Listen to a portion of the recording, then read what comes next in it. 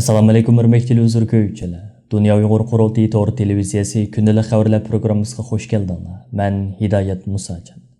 Bugun 8-oyning 18-kuni chorshanba. Hammanglarga shu vaqtda xayrlik bo'lsin. Aziz ko'ruvchilar, tuanda diqqatinglar bugungi xabarlar programmasining tafsilotida bo'lsin.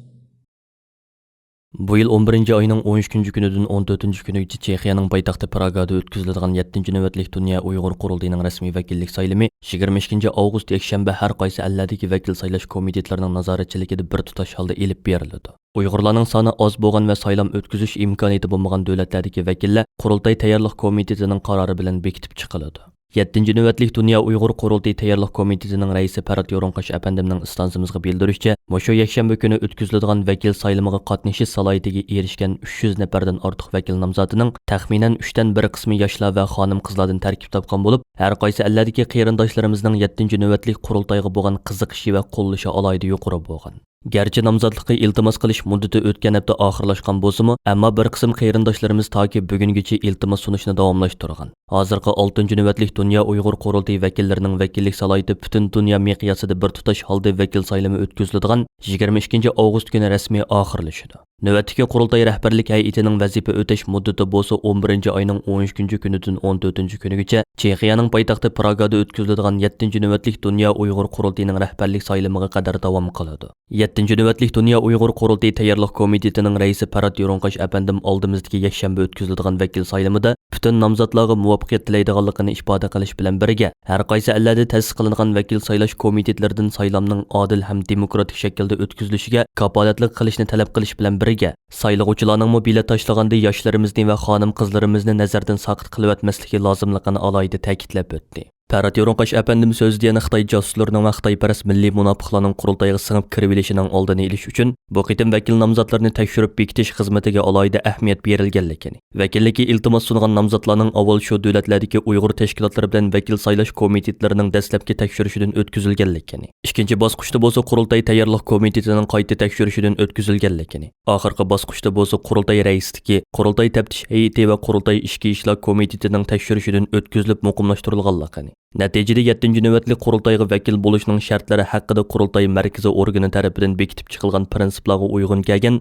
300 nafardan ortiq kishining nomzodlik salohiyatining ma'qullanganligini, oldimizdagi yakshanba o'tkaziladigan vakil saylamida bularning ichidan 200 nafardan ortiq rasmiy vakilning saylanib chiqadiganligini ifoda qildi. Saylam belti 7-navbatlik Dunyo Uyg'ur qurultiyi tayyorlik komiteti tarafidan hozirlanib har qaysi davlatlardagi saylam komitetlariga yetkazib berildi. Saylam beltida har bir davlatdagi vakil nomzodlarining ism familiyasi va shu davlatdan saylab chiqiladigan rasmiy vakillarning soni o'rin olgan bo'lib, 7-navbatlik Dunyo Uyg'ur qurultiyining rasmiy vakillarining tizimligi 9-oyning 1-kuni qurultay tayyorlik komiteti tarafidan e'lon qilinadi. Vakillarning tizimligi e'lon qilingan kundan e'tiboran rasmiy vakillar o'zlarini qurultayning har qaysi organlariga rahbarlikka nomzod ko'rsatishga boshlaydi. Qurultay rahbarligiga nomzod bo'g'uvchilarga qo'yiladigan shartlar, saylanadigan organlar va bu organlarning salohiyati va xizmat doirasi haqidagi materiallar qurultay tayyorlik komiteti nomzodlar komissiyoni tarafidan har bir vakilga bevosita yetkazib beriladi. Dunyo Uyg'ur qurultiyi markaziy organining istansimizga bildirishicha 7-navbatlik qurultayning rasmiy saylab chiqilgan vakillari millat vakili yoki parlament a'zosi tusini olgan alohida salohiyatga ega bo'ladi va ular o'zlari turishliq davlatlarda Dunyo Uyg'ur qurultayiga to'liq vakillik qilish salohiyatiga ega bo'ladi. Vakillarning alohidaliklariga qarab ular qurultay qaramog'idagi har qaysi xizmat komitetlariga doimiy a'zolikka taqsim qilinadi. 7-navbatlik qurultayda vakillarga maxsus alohida ishlangan vakillik kimligi tarqitib beriladi. Qurultay rahbarlari qurultay vakillari ishidan saylab chiqiladi. Undan boshqa yana 7-navbatlik Dunyo Uyg'ur qurultiyining vakilligiga rasmiy nomzod bo'lish salohiyatiga erishgan ammo saylamda vakil bo'lib saylanmagan butun nomzodlarga kandidat vakillik salohiyati beriladi. Kandidat vakillar Dunyo Uyg'ur qurultiyi ijroiya komitetining kengaytirilgan yig'inlariga va qurultay tarafidan chaqiriladigan milliy kengash yig'inlariga bevosita qatnashish salohiyatiga ega bo'lib, qurultay vakillarining ichidan vafot bo'lgan, iste'fo bergan yoki turli sabablar bilan vakillikka qoldirilganlarning o'rniga kandidat vakillar to'liqlab saylanadi. Alohida ahvol tufaylidan Kanadada 7-navbatlik Dunyo Uyg'ur qurultiyining vakillik saylami muddatidan bir hafta burun, ya'ni 15-avgust yakshanba kuni 300 nafarga yaqin qarindishimizning qatnashida o'tkazilgan va demokratik usuldagi saylam orqali 15 nafar rasmiy vakil va 3 nafar kandidat vakil saylab chiqilgan edi. Xalqaro Uyg'ur sud kollegiyasining bu yil 9-oyning 10-kunidan 13-kunigacha Londonda o'tkazilgan 2-qitimliq sotining butun jarayoni sizlar ko'rayotgan Dunyo Uyg'ur qurultiyi to'r televiziyasining YouTube kanali orqali naq maydondan bevosita tarqatiladi. Bu qitim sudda guvohlik beradigan chet ellik shohidlarning so'zlari istansimiz tarafidan alohida taklif qilingan 2 nafar tarjimon orqali naq maydondan bevosita tarjima qilinadi. Istansimiz sud boshlanishidan bir kun burun, ya'ni 9-oyning 9-kuni sudga qatnashish uchun Londonga kelgan Sharq Turkistonlik guvohchilar va kuzatuvchilarning qatnashida cho'ng tipdagi naq maydon suhbat programmasi o'tkazildi. Sudning oxirgi kuni bo'lgan 9-oyning 13-kuni kechda sud zalida Dunyo Uyg'ur qurultiyi tarafidan Angliya parlamentida Uyg'ur irqiy qirg'inchilik qarorining qabul qilinishida boshlamchilik roli o'ynagan va bu sababdan Xitoyning embargosiga uchragan Nusrat G'ani qatorliq parlament a'zolariga sharafnoma tarqatish murosimi o'tkazildi va mazkur murosim istansimizning YouTube sahifasi orqali naq maydondan tarqatiladi. Shunga hozirdan boshlab istansimizning YouTube sahifasiga obuna bo'ling va bu tarixiy fursatni qochirmang. Dunyo Uyg'ur qurultiyi markaziy ishxonasining istansimizga bildiruvchi Xalqaro Uyg'ur sud kollegiyasining bu yil 9-oyning 10-kunidan 13-kunigacha Londonda o'tkaziladigan 2-qitimliq sotiga taklif qilinadigan chet ellik guvohchilarning hammasi tegidek xalqaroga to'nilgan qonunshunos va advokatlardan tashkil topadi. Bu navbatlik sotning ommaga ochiq bo'limi 3 kun bo'ladi va sotning 4-kuni Uyg'ur sud kollegiyasining baholash hay'ati o'zining ishki yig'inini o'tkazib, bu 2-qitimliq sotda o'tirg'i tushgan dalil isbotlar asosida qonuniy analiz ilib boradi. Bu yil 6-oyning 4-kunidan 7-kunigacha Londonda o'tkazilgan tunji navbatlik sud mazgilida Angliyaga kiradigan har qanday bir kishini bir haftalik karantin ostiga elish va bu jarayonda 3 qitim korona testidan o'tkazish tuzumi yo'lga qo'yilgani uchun sudda guvohlik beruvchilarmi bir hafta burun Angliyaga kelishga majbur bo'lgan. Sudga kuzatuvchi sifatida qatnashishni orzu qilgan qarindoshlarimiz Angliyaga kirishga amalsiz qolgan edi. Yaqinda Angliya hukumati yuqorida karantin tadbirlarini butunlay amaldan qoldirdi va chet elliklarning Angliyaga kirishini qulaylashtirdi. Dunyo Uyg'ur qurultiyining raisi Dolqun Aysa apandi bu vaqtda istansimizga qilgan so'zida 2-qitimliq sotning texmo ko'p shohidlarning qatnashida muvaffaqiyatli holda o'tkazilishiga ishosh bilan qaraydiganligini ifoda qilish bilan birga dunyoning har qaysi ellardagi, bo'libmi Yevropadagi qarindoshlarimizni agar imkoniyati yor bersa, 9-oyning 10-kunidan 13-kunigacha Londonda o'tkaziladigan 2-qitimliq sotiga kuzatuvchi sifatida qatnashishga va bu orqali sotda guvohlik beradigan shohidlarimizga madad berishga chaqirdi. 3. Türkiye Yazgıçılar Cemiyeti'nin reisi, Ankara İctimai Bilimler Üniversitesi'nin müdiri, dini ilimler kasbining professori, yazgıcı Musa Kazım Arıcan Efendi yaqinda Xitoy davlat raisi Xi Jinpingga xat yozib, Sharq Turkistondagi kishilik huquq tafsandachiligining intayin eg'ir ekanligini, Xitoy davlatining buni darhol to'xtatishi kerakligini ta'kidlagan. Xat mundaq boshlangan. Qimmatli Xitoy davlat raisi Xi Jinping Şinjan Uyghur Abdunum rayoni deb atalgan Türklarning qadimiy yurti Sharq Turkistondan kelgan xabarlar bilan Turkiyada turayotgan jazo lagerlari shohidlarining anglatganlaridan rayondagi musulmon Turkiya xalqlarining, bo'libmi Uyg'urlarning diniy va milliy kimligi tufayli eg'ir kishilik huquq tafsandachiligiga uchrayotganligini, millionlagan odamning lagerlarga tashlanganligini, buning sababidan nurg'un oilalarning vayron bo'lib ketganligini hamda ularning ishlash va o'qish huquqidan mahrum qolganligini bildik. Uyg'urlarning bu eg'ir vaziyati xalqaro axborotlarda va xalqaro siyosatda kun tartibga kelishga davomlashmoqda. Biz Sharq Turkistondagi kishilik huquq tafsandachiligi to'g'risida 2021-yil 6-oyning 20-kuni universitet o'qituvchilari, yozuvchilar, tarixchilar, jurnalistlar va Sharq Turkiston ommaviy tashkilotlarining mas'ullari qatnashgan muzokara yig'ini o'tkazib, bu vaqtda doklad tayyorladik. Türkiye Yazgıçılar Cemiyeti'nin reisi yazgan bu xatda Xitoyning Uyg'urlarga ilib berayotgan bu xil besim siyosatini o'zgartmasi Turkiya bilan Xitoy o'rtasidagi munosabatga salbiy ta'sir ko'rsatadiganligi bayon qilinib mundaq deyilgan. Qimmatli davlat raisi Xi Jinping, dunyoda iqtisodiy va siyosiy jihatdan muhim o'ringa ega bo'lgan davlatingiz bilan Turkiya o'rtasidagi munosabat uzun tarixga ega bo'lib, bu munosabat bugunmi davomlashmoqda. Hozir Xitoy fuqarosi bo'lib yashayotgan Uyg'urlar bilan biz turklar qon qarindosh. Shunga Uyg'urlarning o'z zaminida erkin, barliq haq va huquqlarga ega yashashini umid qilamiz. Uyg'urlar zulm ostida yashasa, millionlagan turk xalqi bearam bo'lish bilan birlikda ikki davlat o'rtasidagi munosabatga salbiy ta'sir ko'rsatadi. Agar hukumatingiz Uyg'urlarga qarta ilib berayotgan inson qilipidan chiqqan siyosatini o'zgartib, Uyg'urlarning kishilik huquqiga hurmat qilsa, davlatingizning xalqarodagi obro'yi o'sadi. Türkiye Yazgıçılar Cemiyeti 2020-yil 7-oyda Sharq Turkistonda kishilik huquq tafsandachiligi temasida maxsus doklad tayyorlab, uni Yevropa kishilik huquq sotining raisi Robert Spano apandiga, Birlashgan Davlatlar Tashkilotining bosh kotibi Antoni Guterres apandiga va Shimoliy Atlantik ahdi tashkilotining bosh kotibi Jens Stoltenberg apandilarga avatib, Uyg'ur masalasida Xitoyni ogohlantirishga chaqirgan edi. Markazi Ankara shahrida turishliq Türkiye Yazgıçılar Cemiyeti 1978-yili qurilgan Turkiyadagi ta'siri eng kuchli ommaviy tashkilotlarning biri bo'lib, bu jamiyatga ko'p sonda dangliq yozuvchilar va adiblar a'zo.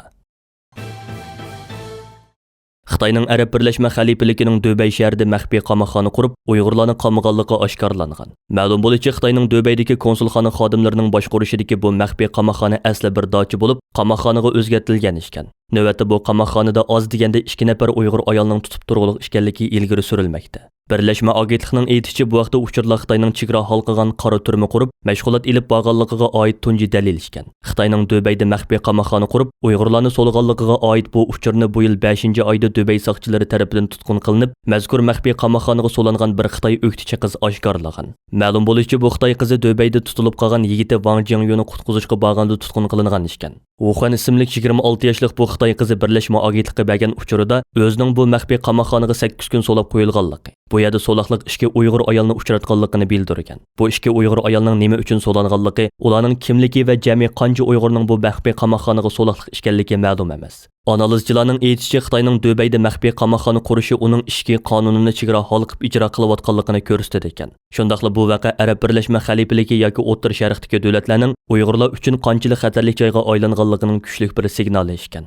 Qora turmalar Xitoyda keng umumlashgan Xitoy adliya sistemasining sirtidagi qonun halqagan bir xil tutib turish mexanizmi bo'lsa-mu, biroq Xitoy qizi Wuhanning guvohligi Xitoyning qonun halqagan bu mexanizmni boshqa davlatda ijro qilayotganligini oshkorlab beradi. Shundaqla uning chet ellardagi mayli Uyg'ur bo'lsin, mayli Xitoy o'qituvchisi bo'lsin, Xitoy tavallikidagi kishilarni Xitoyga qaytarib kelish uchun o'zining xalqaro ta'sir kuchini ishga selishni ko'nziri kuchaytirayotganligini ko'rsatadi. Ma'lum bo'lishicha, Xitoyning Dubayda qamoqxona qurganligiga oid uchurni oshkorlagan Xitoy qizining yigiti Wang Jingyu ilgari ijtimoiy taratqularda Xitoyning 2019-yili Hong Kongda namoyishni bostirishiga, shundaqla Xitoyning Hindiston bilan bo'lgan chegara to'qinishidagi harakatiga savol qo'yganligi uchun tutish buyrug'i chiqarilib, chet elga qochgan ekan. U bu yil 4-oyda Dubayda tutqun qilingan bo'lib, Wuhan 5-oyda yigitini qutqizish uchun Dubayga borgan ekan. Wuhan 27-may kuni o'zining tushgan mehmonxonada Xitoy doiralari tomonidan so'roq qilinganligi, ondan Dubay soqchilari tomonidan bir Dubay soqchi punktiga ilib berilganligi, bu yerda 3 kun tutib turilganligini bildirgan. Uning aytishicha, 3-kuni Xitoyning Dubaydagi bosh konsulxonasining xodimlari uni soqchi punktidan ilib 3 qavatlik oq rangli bir dachaga ilib kelgan. U bu dachaning ichidagi uylarning kichik kamerlarga o'zgartirilganligi, o'zining bir kuni hojatxonaga kirmoqchi bo'lib bir Uyg'ur qizni uchratganligi, boshqa bir kuni yana bir Uyg'ur qizning "Men Xitoyga qaytmayman, men Turkiyaga ketaman" deb vaqirganligini anglagan. Ma'lum bo'lishicha, Wang Jingyu bilan Wuhan ilgari keyin qo'yib berilgandan keyin ular Ukrainada uchrashgan. Shundaqla Amerikadagi bir Xitoy diniy tashkilotining yordamida Gollandiyaga kelib siyosiy panohlik tilagan. Taliban kuchlari necha yillik ig'ir zarbidan holsirab, endi hech qanday tahdid bo'lanmaydi deb qaralashga boshlaganda, ularning bir yomilabla Afg'onistonning egisi bo'lib qelishi nurg'un kishilarni gangirtib qo'ygan. Holbuki Wall Street jurnali gazetining 17-avgustdagi tahrirat maqolasi buningda Pokiston rahbari Imron Xonning muhim tuhfasi borligini ta'kidlagan. Maqolada aytilishicha, Imron Xon Talibanlarning hokimiyat beshiga chiqishi haqida so'z qilib, Afg'on xalqi endi qulluqning asoratidan xalos bo'ldi degan. Shuningdek, u Pokistonda ingliz tilidagi ma'arif muassasalarining ko'plab qurilishini madaniyat kontrolligi deb tanqidlagan. Maqolada ko'rsatilishicha, Afg'onistonning janubiy qismidagi rayonlar Taliban kuchlarining mavjud bo'lishi va yig'inda harbiy jihatda ustunlik qozonishida muhim rol o'ynagan. Bu joylar bilan tutash bo'lgan Pokiston territoriyasi mu Talibanlarning jannatlaridan biri bo'lgan. 10 yilning oldida Osama bin Laden model Pokistondagi mushu joyga yoshiringan. Amdilikda bo'lsa, Amerika hukumatiga qarshi bo'lgan Imron Xon boshqarayotgan Pokistonning bir necha kun ilgari Talibanlarning Kabulga besib kirishida oshqo'shliq rol o'ynaganligi, Amerika hukumatining ilgirki vaqtlarda Pokiston bilan bo'lgan munosabatining ajalli xatolik bo'lganligi borgan sari oshkor bo'lishga boshlagan. Siyosiy obzorchi Walter Mitt bu vaqtda to'xtalib, Amerika hukumatining Afg'onistonda g'alaba qilishidagi eng zo'r to'salg'i amaliyotda biz ayni vaqtda ittifoqdosh deb qaragan Pokistonning Taliban kuchlarini to'xtovsiz qo'llab-quvvatlashi bo'ldi degan. Buningdan ilgari Imron Xon ko'p qitimlab o'zining Uyg'urlar masalasida Xitoy hukumatini ayblamaydiganligini, chunki Pokistonga har jihatdan yordam berayotgan Xitoy hukumatining ular uchun eng qadimiy do'st ekanligini ta'kidlagan edi. Taliban kuchlarining poytaxt Kabulni ishg'ol qilib hokimiyatni qo'lga olganligi butun dunyoning diqqatini qo'zg'ayotganda, bu masala Amerika Xitoy rahbarlari uchun muhim xizmat temalaridan bo'lib qoldi. Reuters agentligining 16-avgustdagi xabarida aytilishicha, Xitoy tashqi ishlar ministri Wang Yi Amerika armiyasining tez suratda Afg'onistondan qo'shin chekindirishini navbatdagi Afg'oniston vaziyatining yomonlashib ketishidagi tub sabab deb ko'rsatgan va Amerika hukumatining Sharq Turkiston Islom harakati tashkilotini terrorlik guruhlar tizimligidan o'chirayotganligini tanqidlagan. Holbuki Amerika hukumati bundaq bir tashkilotning mavjud emasligini, shundaqla Xitoy hukumatining Uyg'urlarni bostirish uchun mushundaq bir yolg'on bahona sababni to'qib chiqqanligini deb kelayotgan edi. Hurmatli huzur ko'ruvchilar, yuqorida Dunyo Uyg'ur qurultiyi to'g'ri televiziyasi kundalik xabarlar programmasida diqqatingizga sundiq. Keyin qaytama programmamiz ko'rishaylik. Ko'rishga omon bo'lgaysizlar. Xayr xo'sh.